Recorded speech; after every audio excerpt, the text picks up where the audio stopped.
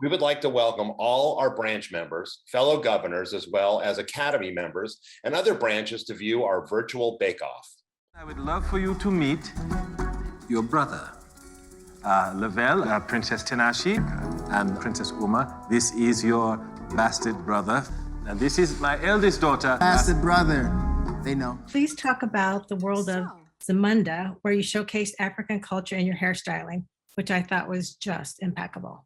I mean, this was an amazing platform for us to exemplify textured hair. That look on Wesley, it's an East African style. It was very important for us to bring this African element to this fantasy African country. And he was the person to do it, creating those peaks with the valley and the crescent shapes was so important for us.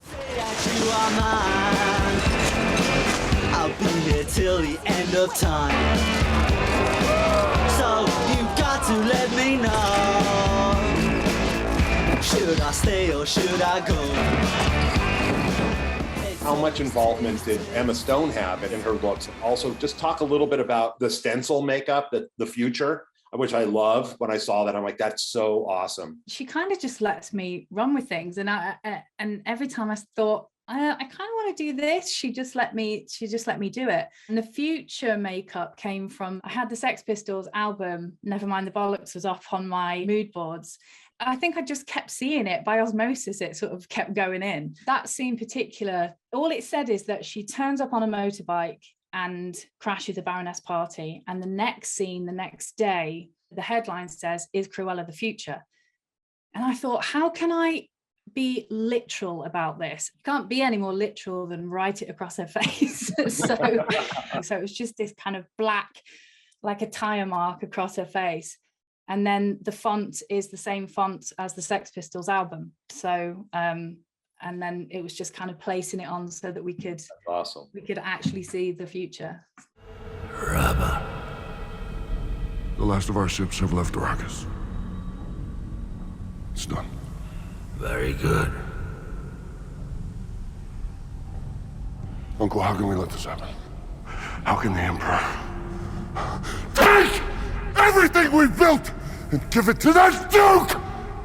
How? Don't be too sure it's an act of love. When is a gift not a gift? The Atreides' voice is rising, and the Emperor is a jealous man. A dangerous, jealous man. Could you please share with us specifics that you oversaw and the onset application for the Baron character? Everybody had to sort of do everything. Even if you normally don't do it, you had to help out because it was a massive character to do. Foam work, and you had to do seaming, and we painted, and everybody just sort of had to help out. When we started shooting, we had some problem with the paint. It was a bit tricky to blend that into the silicone pieces that he had in his entire face because the nose and the upper lip wasn't covered with prosthetics. And he had a cooling tent where we put him in between when he was shooting. You had to adjust the makeup all the time because it was just so much makeup and he was so big. So you had to sort of working on him all day long. But it was fun, but it was also a big task.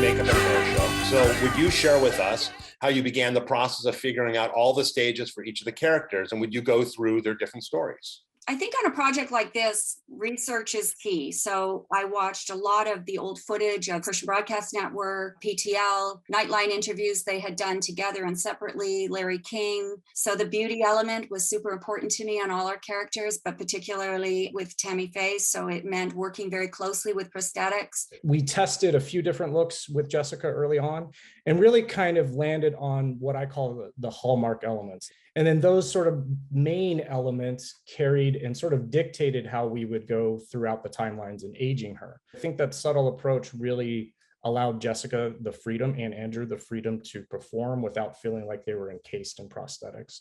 Gucci is my name too. You abused the Gucci name. No. And started a trade war. No, I didn't. I swear, I didn't. Okay, it's my name.